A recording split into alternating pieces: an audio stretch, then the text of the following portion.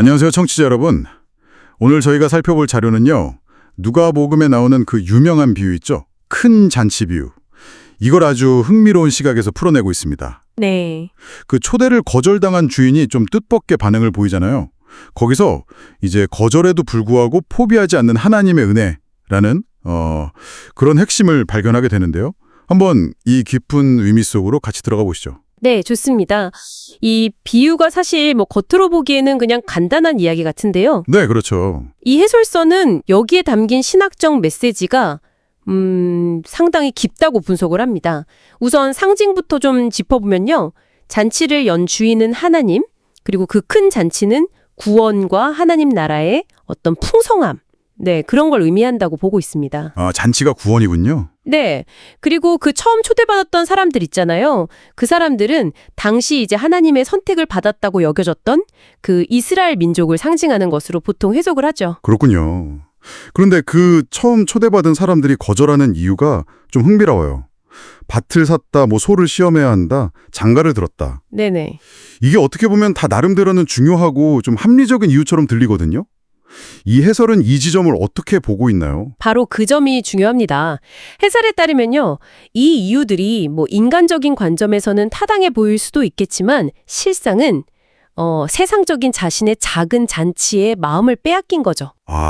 그래서 하나님의 더 큰 잔치, 그러니까 영원한 가치를 외면하는 모습을 보여준다. 이렇게 지적을 합니다. 우선순위가 좀 뒤바뀌었다는 거예요. 우선순위의 문제군요. 네.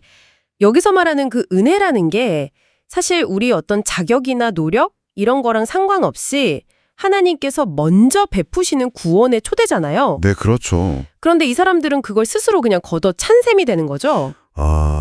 그렇군요. 근데 그 초대를 거절당했을 때 주인의 반응이 참 인상적이에요. 처음에 막 분노하는데 곧바로 종들에게 지시를 내리잖아요. 맞습니다.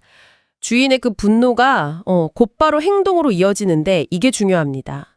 종들에게 나가서 가난한 자, 몸 불편한 자, 보지 못하는 자, 저는 자들, 그러니까 당시 사회에서 좀 소외되었던 이들을 데려오라고 명령하죠. 네.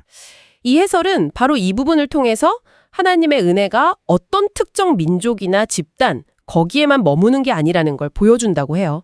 오히려 그 거절을 계기로 더 넓게 전혀 예상치 못한 사람들에게까지 확장되는 모습을 보여준다고 강조합니다. 은혜의 범위가 확장된다는 거군요. 네, 그렇죠. 심지어 나중에는 길과 산울타리로 가서 사람들을 강권하여 데려오라고까지 하는데요. 이 강권하다는 표현은 어떻게 이해해야 할까요? 좀 강압적으로 들릴 수도 있을 것 같은데요? 네. 좋은 질문이십니다. 이 해설서는 강권하다는 표현을 문자 그대로 어떤 물리적인 강제력 이런 걸로 해석하지는 않습니다. 그런 게 아니군요. 네. 오히려 네가 오지 않으면 이 잔치가 완성되지 않아 하는 그 주인의 간절한 마음, 사랑에 기반한 아주 강력한 촉구, 그렇게 봅니다. 하나님의 초대가 얼마나 집요하고 또 열정적인지를 보여주는 대목이라고 할 수 있죠. 네. 결국 그 빈자리를 채우려는 주인의 열망이 한 사람이라도 더 구원의 기쁨에 참여시키려는 그 하나님의 마음을 반영한다. 이렇게 해석하는 겁니다. 이해가 되네요. 강압이 아니라 간절함. 결국 이 비유 전체를 관통하는 핵심은 은혜, 그것도 그냥 거저 주어지는 아주 풍성한 잔치로서의 은혜다. 이런 말씀이시군요. 맞습니다. 그리고 이 해설서는 이 은혜가 예수 그리스도와 직접적으로 연결된다고 설명하죠. 정확합니다. 이 분석의 핵심 중 하나가 바로 그거예요. 예수 그리스도께서 이 큰 잔치로 가는 길을 여신 분이라는 점입니다. 예를 들어 마가복음 10장 45절이나 로마서 5장 8절 같은 구절들을 근거로 들면서요. 예수님의 그 희생이 하나님과의 깨어진 관계를 회복시키고 우리에게 그 잔치에 참여할 자격을 주었다고 강조합니다. 네, 그렇죠. 그 대속물. 네. 그래서 우리가 드리는 예배나 성찬이 바로 이 은혜의 잔치에 참여하는 가장 중요한 행위다. 이렇게까지 보는 것이죠. 그렇군요.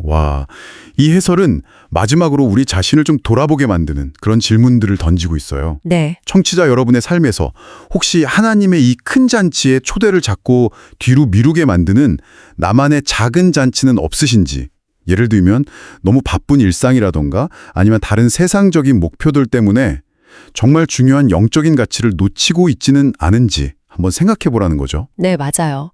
그리고 더 나아가서 혹시 우리가 예배를 그냥 습관이나 의무처럼 여기고 있지는 않은지, 아니면 정말 기쁨과 감사로 참여하는 그런 잔치로 여기고 있는지 스스로에게 질문해 보라고 권합니다. 네. 또 이 귀한 초대를 나만 그냥 간직하고 있을 게 아니라 혹시 아직 초대받지 못한 내 주변 사람들에게도 이걸 전하고 있는지 그것도 돌아보게 하죠.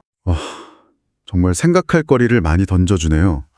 오늘 저희가 함께 살펴본 누가복음 큰 잔치 비유의 해설, 청취자 여러분께도 깊은 울림을 주었기를 바랍니다. 하나님의 은혜는 우리의 어떤 거절에도 멈추지 않고 더 넓은 곳을 향해서 끊임없이 흘러간다는 메시지가 참 인상적이었습니다. 네, 저도 그렇습니다.